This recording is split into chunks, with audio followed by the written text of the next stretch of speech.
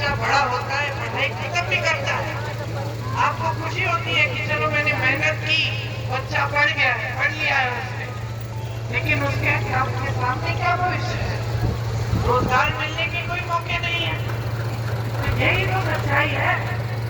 तो मैं यही बताने आई हूँ कि एक सच्चाई आपको दिखाई जा रही है और एक सच्चाई आप जी रहे हैं। अब किस आधार पे आप निर्णय लेंगे? जो आपको टीवी पे दिखाया जा रहा है या जो आप जी रहे हैं? क्योंकि अगर जो टीवी पे दिखाया जा रहा है आप उस आधार पर अपना वोट देंगे तो फिर आपके जीवन में सुधार नहीं आने वाला। क्योंकि असलियत ये है कि मोदी जी की सरकार में 10 सालों से सारी नीतियां बड़े खरबपतियों के लिए बन रही है, किसान के लिए एक नीति नहीं बने। बड़े बड़े खरबपतियों के 16 लाख करोड़ माफ कर दिए इन्होंने, किसान का 1 रुपया माफ नहीं किया।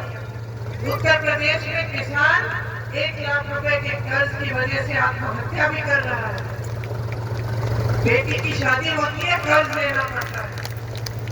बच्चों को पढ़ाना है, विश्वविद्यालय भेजना है, कोर्स कराना है, ट्यूशन कराना है, तो आपको कर्ज लेना पड़ता है। कोई बीमार पड़ जाता है, इलाज के लिए कोई सुविधा नहीं है, आपको कर्ज लेना पड़ता है। और आपके कर्ज माफ करने के लिए बिल्कुल कोई सुविधा नहीं है। इस देश में पिछले 10 सालों से एक नई राजनीति हो रही है। क्या राजनीति है? कि नेता समझ गया है उसको काम करने की जरूरत नहीं है, रोजगार दिलवाने की जरूरत नहीं है, महंगाई कम करने की जरूरत नहीं है, बड़े बड़े पढ़ाई के लिए, शिक्षा के लिए संस्थान बनाने की जरूरत नहीं है, आपके लिए अस्पताल बनाने की जरूरत नहीं है। वो ये समझ गया है कि चुनाव के समय आएगा, धर्म की बात करेगा, घरों में आके तो दुनिया कराएगा, आपसे शपथ करवाएगा कि भगवान के नाम से, राम भगवान राम के नाम से हमें वोट दे दो। आप शपथ ले लेंगे, वोट दे देंगे। वोट समझ गया है, आदत बिगाड़ दिया आपने। आपने तो बड़े बड़े नेताओं को सिखाया था दंड नीति। इंदिरा गांधी जैसे नेता को रायबरेली की जनता ने दंड दी, हराया एक बार। जब आपको उनकी नीति पसंद नहीं आई, आपने हरा दिया। इंदिरा गांधी जी नाराज नहीं हुई आपसे, आत्मचिंतन किया उन्होंने कि क्या गलती हुई मेरे से। 3 साल बाद वापस आई, फिर आपने फिर से जिताया, लेकिन आपने दंड दिया। आपने हमेशा जागरूकता के साथ इस लोकतंत्र की लड़ाई लड़ी है। चाहे नेता से प्यार भी था, चाहे नेता पसंद भी थे, लेकिन अगर कुछ गलत किया और आपको लगा कि ये गलत है तो आपने नेता को सही दिशा दिखाई।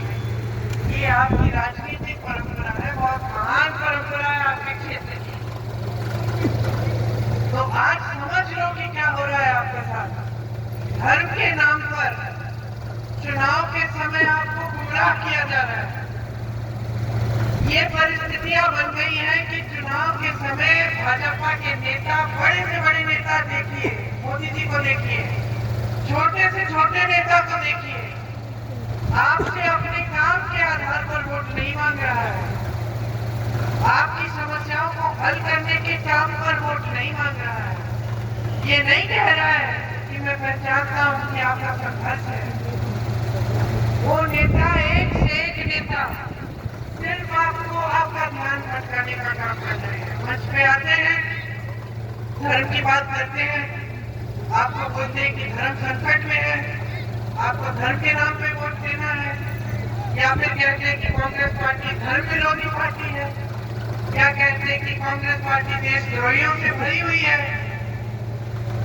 इंदिरा जी जैसी हस्ती को देशद्रोही कहते हैं, राजीव गांधी जैसे व्यक्ति जिन्होंने बलिदान दिया इस देश के लिए, उनको देशद्रोही कहते हैं। लेकिन आपके सामने मंच पर उनकी हिम्मत नहीं होती कि आपकी बात करें। 10 सालों से सत्ता में रहे हैं, इतनी सत्ता, बहुत समय बाद ऐसे प्रधानमंत्री आए हैं हमारे देश में जिनकी इतनी सत्ता है, जिनको कोई सवाल पूछता है तो गिरफ्तार कर देते हैं, उसका मुंह बंद करने की कोशिश करते हैं, सवाल ही नहीं कर पाते, इतनी कम हिम्मत है, इतनी सारी सत्ता लेकिन बहुत हिम्मत कम है। सार्वजनिक जीवन है, सार्वजनिक जीवन में सवाल सुनने पड़ते हैं, बात सुननी पड़ती है। हम सबने सुनी है, मैं बेटी जाती थी खूब डांट खाती थी, आप भी कभी कभी डांट देते थे, ये परंपरा है हमारे लोकतंत्र। लेकिन ये लोग सब कुछ भूल रहे हैं, क्योंकि ये सोच रहे हैं कि जब चुनाव आएगा, चुनाव को हिंदू मुसलमान करके धर्म के आधार पर करके चुनाव जीत जाएंगे। अब आप मुझे बताओ, अगर आप नेता को सही रास्ता नहीं दिखाओगे